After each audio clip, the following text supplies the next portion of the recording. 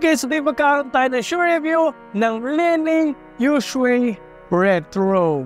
Lagi ko itong nakikita sa internet, ito sa sapatos na to kasi nga napakamura nito. Kaya na-curious ako kung kumusta ba ang budget shoes ng Li-Ning kasi ang kanilang mga sapatos usually talagang mga panalo palagi. Ang katanungan dyan, ito bang budget shoes nila, pinakamurang sapatos nila is parehas din ng quality? Alamin natin yan, samahan nyo ako, i-review na natin to. Let's go! Hey, I ain't never giving up. Said, I never give up. Pero bago tayo mag-start, kung first time mo pa lang sa channel na to, mga ganitong content naman, hilig mo mga shoe review, mga supplement reviews, mag-subscribe ka na, i-click mo na rin yung bell icon para lagi kang updated sa mga next videos ko. Youshui Retro, meron pang ibang version nito, no? Yung Youshui Low, Youshui High, 16, 17 na ngayon, no? And so far, talagang sinusunod niya yung kanyang pangalan. Guys, no, hindi ako masyadong magaling sa Mandarin, pero medyo natuto ko nung nasa Fitness First pa ako dati. Ang Shui is, ibig sabihin yan, pogi. Kaya nga ang ibang pangalan nito or ang English name nitong sapatos na to is Handsome 16 or Handsome Retro, no? Hayop ka talaga! Ang ganda mong lalaki! And yun nga, yung sa itsura ko unang na-in-love dito, no? And syempre sa presyo. Pero pag-usapan muna natin itsura, aesthetic and material nga muna tayo. Mag-start tayo doon. Close mesh po yung uppers na ginamit niya, no? Very supportive kung makikita nyo malapitan. May mga butas-butas for breathability, no? Pagpasensyahan nyo na medyo madumi. In-outdoor ko po agad to kasi nga, pang-outdoor talaga daw ito.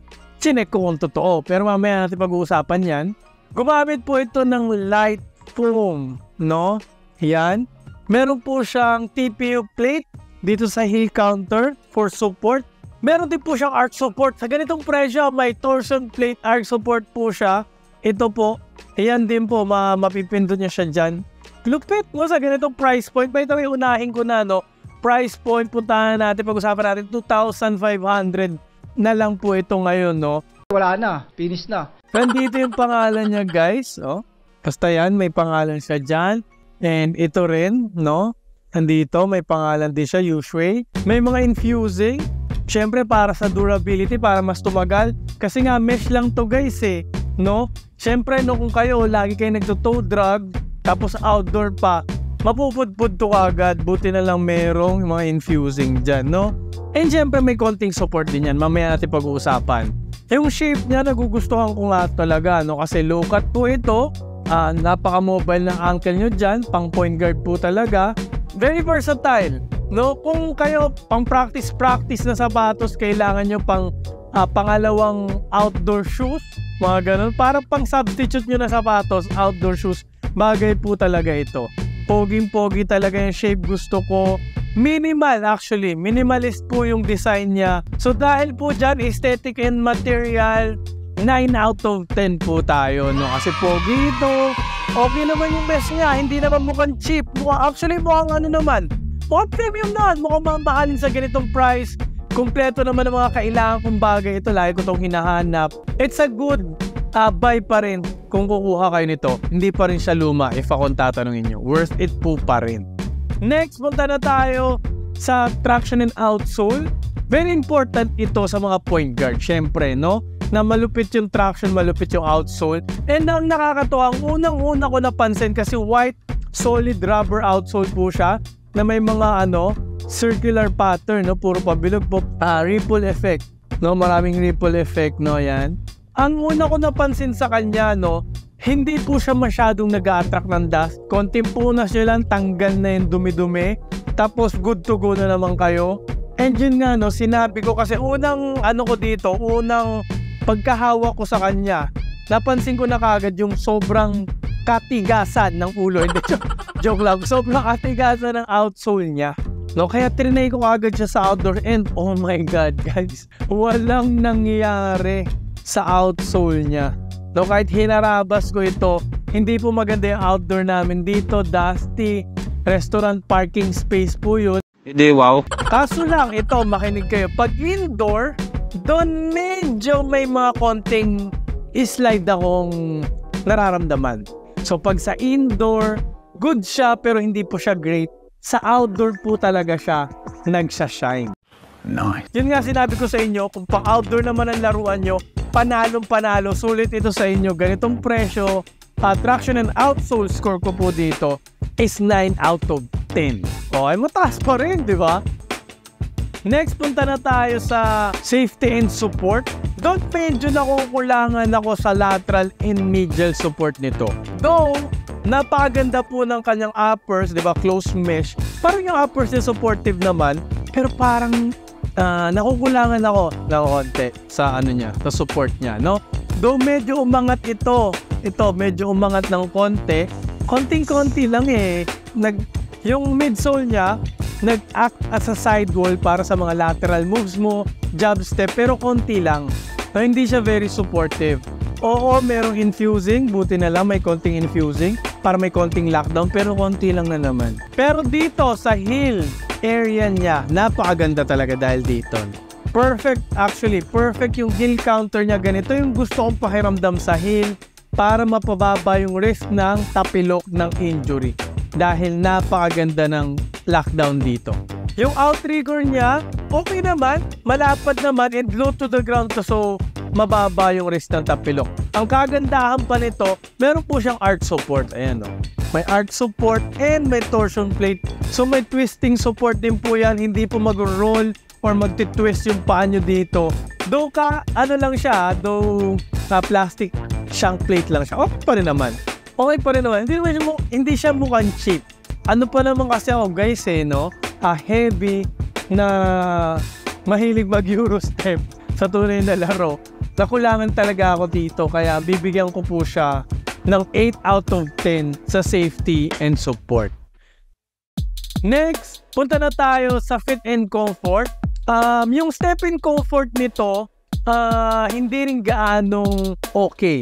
Kasi medyo nasa stiff side po yung foam niya, yung light foam na tinatawag nila, medyo matigas. Gusto ko pa sana ng konti pang compression. No? Wala masyadong compression to eh. Pero yung padding niya, makapal naman, no? Makapal naman. Gusto ko lang siguro ng konti Achilles pillow. Kung pwede, kahit hindi masyado makapal na Achilles pillow. Tapos, padded naman siya all throughout. Makapal naman yung padding. So, okay naman. Sa tongue area rin, makapal din naman yung padding. Magaan naman siya ng konti. For a low cut, nag-expect pa ako ng mas magaan sana. Low cut talaga to eh, oh. Very low siya. So, parang nabibigatan ako sa usual na ganitong low cut. No, pag ganitong low cut kasi, parang dapat mas magaan eh. No, parang bottom heavy po siya dahil yung foam niya mabigat plus may torsion plate. No, yung uppers niya magaan. Pero may forefoot flex naman po. Maraming forefoot flex. And yun nga, mobile kasi ankle niya dito. Madaling makakagalaw dito. Ang ganda ng galaw ng paa dito. Yung fit pero no, tricky to guys. Yung fit nito, maganda po. Lalo na kung wide foot po kayo. So, wide foot friendly po ito. Halata naman.